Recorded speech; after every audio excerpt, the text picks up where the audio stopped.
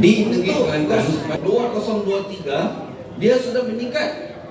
Banyak pesara-pesara di Kelantan sudah banyak bersara. Duit sekarang sudah banyak. Dia melibatkan 33 kes.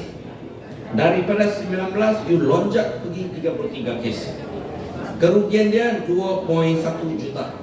Dia meningkat 1 juta untuk pesara saja.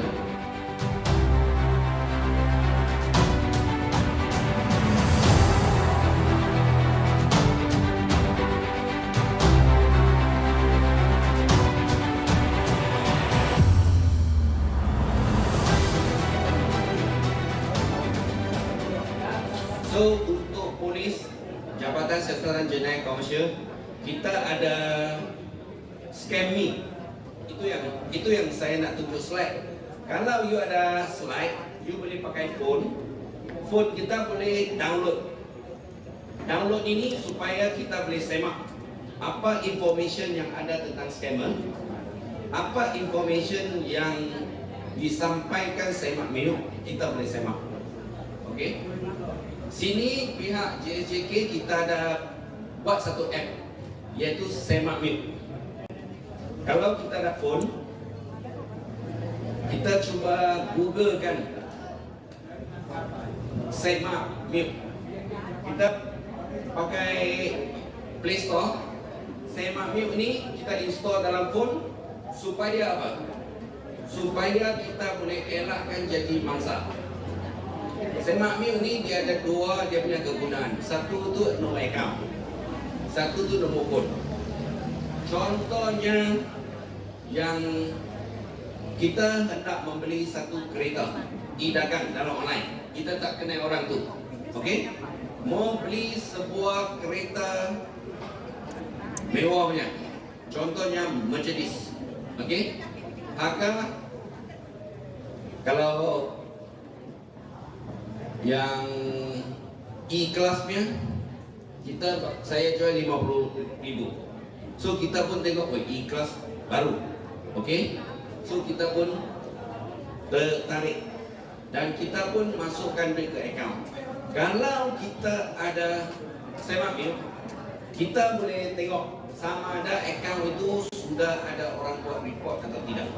Okey? So dia akan timbulkan tentang ada laporan polis dibuat, ada carian. Maksudnya ada orang sudah kena tipu. Jadi jangan kita pergi masuk duit lagi. Faham? Second, yang kedua adalah dia ada nombor telefon. Contohnya dia letak nombor telefon dalam itu Facebook. Okey? So kalau kita nampak nombor phone ni kalau key pun ada juga orang sudah report. Contohnya macam ni dia akan keluar. Okey? Dia akan keluar ada 3 report polis. Carian sebanyak 42 kali. Jangan kita pergi masuk duit lagi. Kalau you masuk duit lagi, duit itu akan tenggelam dalam Laut Cina Selatan. So negeri Kelantan dekat dengan Laut Cina Selatan. Okey? So kita susah mendapat. Okey? Itu dah kebaikan JJK. Okey? Dia bagi kita untuk semak. Mungkin kita banyak yang tak tahu perkhidmatan CCID. Maksudnya kita lah, kami lah, polis di khasnya Jabatan Siasatan Jenayah Komersial. Okay? So ini adalah satu mekanisme yang bagus, boleh sharekan kepada kawan-kawan, keluarga semua. Okay? Supaya kita next time berwaspada. Faham? So kita tak akan jadi satu mangsa. Kalau tidak, diorang tak ada satu mekanisme untuk cek sama ada yang phone call datang tu scammer atau tidak. So kita tak dapat tahu. Okay?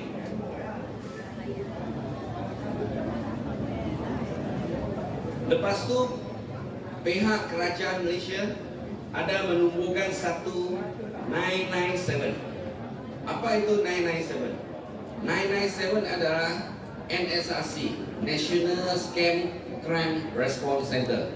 Dalam bahasa Malaysia dia Pusat Respon Scam Kebangsaan. Okey? Yang ni 997 adalah hotline. Free saja you call. Okey? So kita ada kena scam, kita boleh call 997 daripada 8 pagi hingga 8 malam. Bagi butir kita, bagi kejadian, bagi nombor akaun. Okey? So dia punya fungsi adalah cuba sekat wang. Kita punya duit sudah keluar ke scammer, memang dah keluar. So dia akan cuba sempat dia akan stop scammer yang pertama ataupun aliran yang seterusnya scammer. Sebab scammer pertama dia akan hantar kepada scammer kedua supaya dia orang boleh cuci duit dan ambil duit. So layer kedua, layer ketiga dia boleh selamat.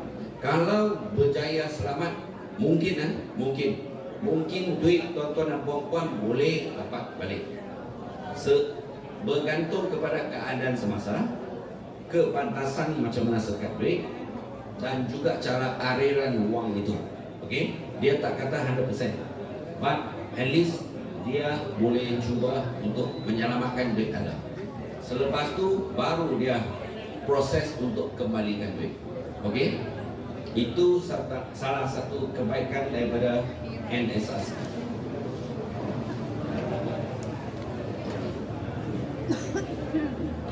Okey, lepas tu MO untuk pesara-pesara polis, biasanya dia dapati bahawa banyak pesara memang banyak duit. Saya boleh ceritakan satu kes di negeri Kelantan di mana seorang cikgu, okay, so dia baru bersyarat 2 tahun. So bila dia terima panggilan telefon, dia menyatakan bahawa dia adalah daripada unit AMLA. Cikgu tu pun takut, okay, panik. Cikgu ni biasa dia di sekolah tak pernah buat salah pun. So bila ada tentang orang menyatakan bahawa duit dia tu telah, akaun dia tu telah digunakan untuk pengubahan wang haram, dia risaulah. Nama saya cikgu, mesti orang tapik dia, okey, status tinggi. Takkan kalau saya kena ini, memang orang akan rasa nama tercemar lah. So dia pun takut. Scammer tu cakap, saya boleh tolong kamu, saya akan pass nombor phone itu kepada polis. Okey, dia akan pass kepada satu sarjan lah, inspektor ke siapa-siapa lah. Okey, dan inspektor tu cakap untuk menyelamatkan anda, duit anda semua akan masuk ke satu akaun yang selamat, yang akan diberikan oleh pihak polis, dan selepas siasatan duit ini akan kembalikan kepada anda. Okey, so kita pun atas desakan yang takut, risau, kita pun ikut turut perintah. Okey, so bila kita ikut perintah, yang bahayanya phone scam is kalau kita ada dalam akaun 500,000, kita akan pindah semua 500,000 ke satu akaun yang baru. Okey, so selepas itu saja kita boleh nampak bahawa dia akan masuk ke nama si Anu, contohnya Ali bin Ahmad, Coong, Sami, dia bagi nama macam tu, kita pun ikut. Padahal kita tak ada sixth sense, kita tak ada perasaan. Kalau agensi, dia mesti masuk ke akaun kerajaan, betul? Tapi kita masuk ke akaun personal atas peran psikologi yang dijalankan oleh scammer. Dia desak kamu, kalau tidak saya akan pergi rumah tangga kamu. So kita pun takut, panik. Itulah kita pun ikut dia orang punya perintah. So selepas itu 1 bulan kemudian kita tunggu-tunggu, duit saya bagaimana? Kenapa tak kembalikan kepada saya? Kenapa saya tak terima phone call? Masa tu baru kita sedar, okey, kita sudah kena tipu oleh scammer. Okey, itulah bahayanya phone scam. So bila phone scam berlaku ni, bila tuan-tuan dan puan-puan terima panggilan daripada agensi, dia akan cakap income tax. Dia akan cakap anda ada saman tertunggak, anda ada kad kredit tertunggak. Okay, dia boleh macam-macam MO. Jadi bila saya hari ini bagi tahu, mungkin 2-3 hari atau minggu hadapan, masa akan datang, dia akan ubah MO. Okay, yang terbarunya full scam is Dia kata dia daripada NSRC yang tadi saya sebut tu. NSRC. Dia cakap dia daripada NSRC ini, dia akan selamatkan akaun-akaun anda sebab akaun anda terlibat dengan pembubaran wang haram. Untuk makluman, NSRC yang 997 tak pernah call kita, because ini adalah hotline. Hotline hanya kita call dia, dia tak akan entertain call kita. Okay? Kalau ada terima panggilan NSRC, scammer lagi. Okay? Jangan jawablah. Okay? Satu lagi tentang phone scam ini, biasanya dia sudah dapat partikular anda. Contohnya you punya IC, dia sebut nama. Macam mana dia tahu saya punya nama? Okay? Dia tahu ejaan. So kadang-kadang kita punya nama tu spelling dia jarang-jarang orang ada. So mungkin kita punya nama unik sangat, dia boleh baca nama kita. Kita buat betul lah ini. Baca IC pun betul. Sudah 50% percaya, tambah lagi IC lagi 100% kita percaya kepada dia.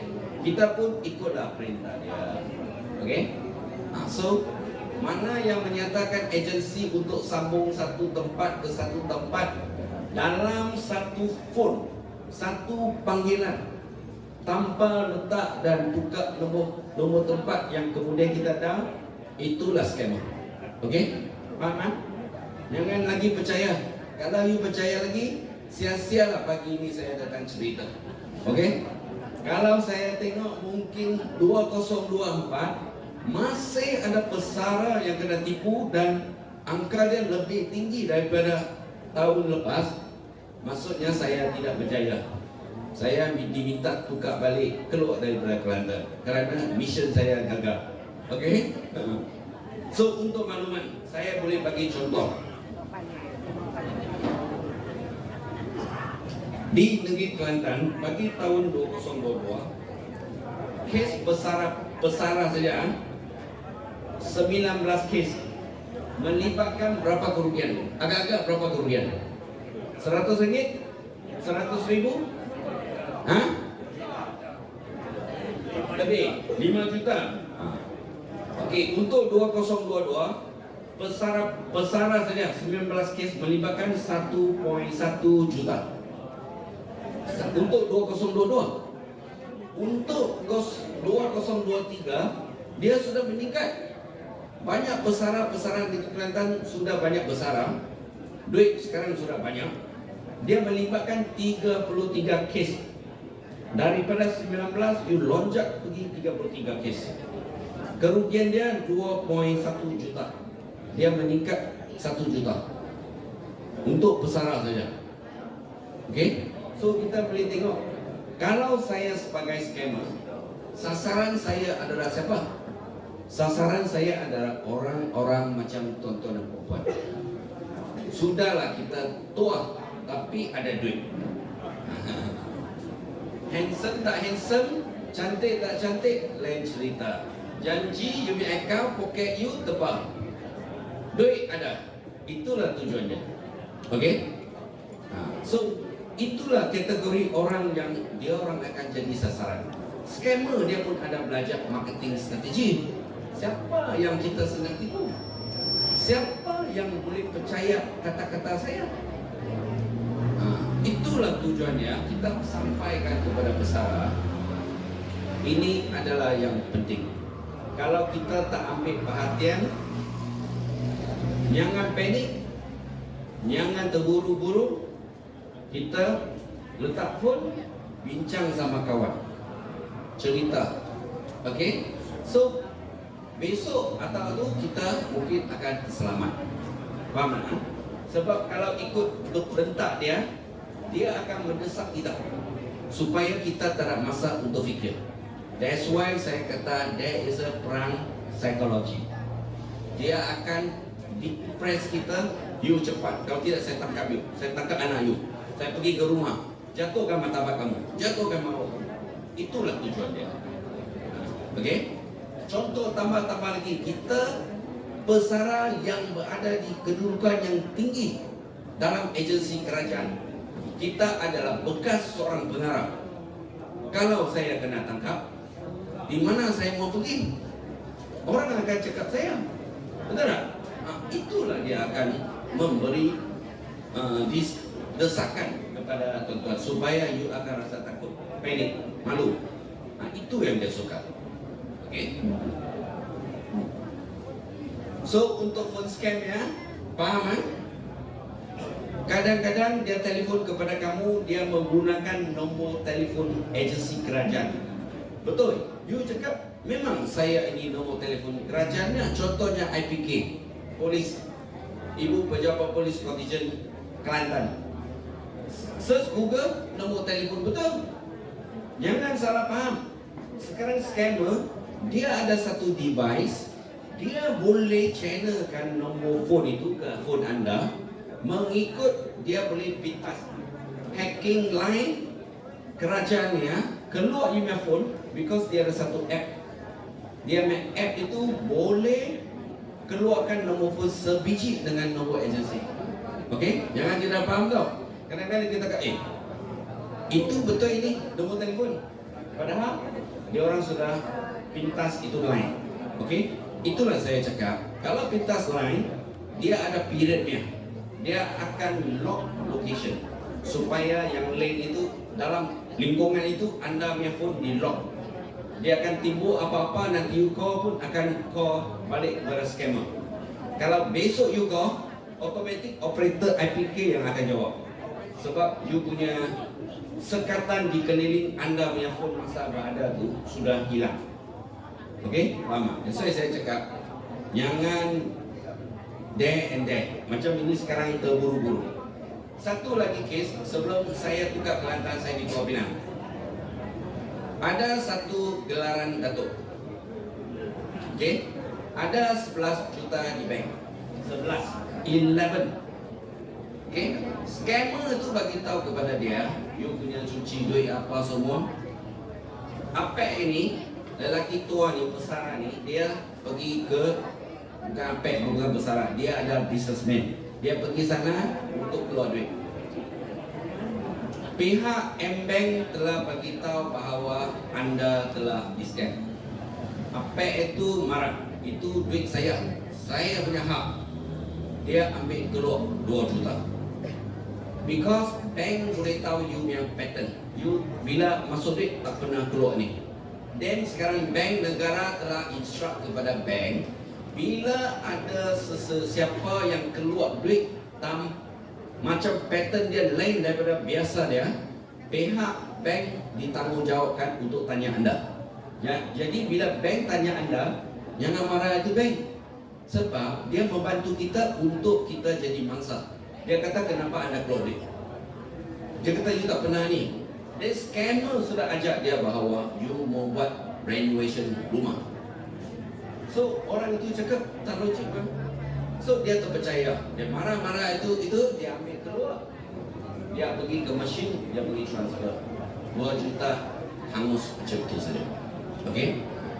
So kita dengar, scammer ni hari ni saya bagi tahu ni, besok lusa dia akan fikir, oh, you orang sudah tahu cara ni. Dia akan bagi tahu anda lain, cara lain. Contohnya di negeri Kelantan, Warakerai, satu pesara. Okey, pesara, agensi, malas mau cakap lah, satu pesara. Dia terima phone call. Phone call orang cakap lah macam tadi lah, pengubahan haram lah, apa bla bla bla. Dia pergi ke bank Islam, bank Islam ni. Dia pergi sana, dia keluarkan duit. Dia masuk pindahkan chip, ambil cash, ikut scammer telefon dia ni, pergi ke mesin sana, bukan ambil cash, dia pergi ke mesin ATM itu.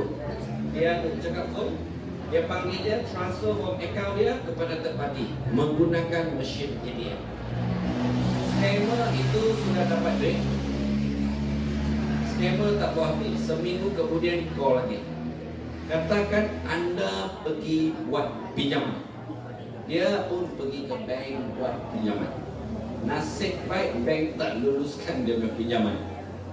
Kalau bank luluskan dia punya pinjaman, duit yang anda ada ni akan dimasuk akaun anda akan transfer ke dia, lepas tu kita tangguh lah. Kalau bank itu pension sudah boleh kita hidup senang lenang, makan angin, minum kopi-kopi, okey.